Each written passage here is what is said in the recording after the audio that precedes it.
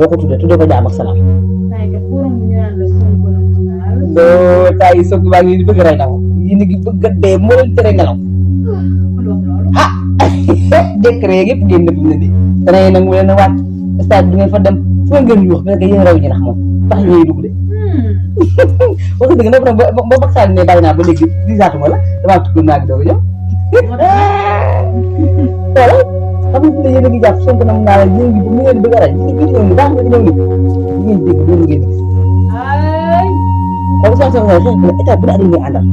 bi ñu ñëw da ngeen dégg Sonko du xam ngeen xam Sonko dugg du ngeen gis sax ñu koy wax naan am ngeen problème yéen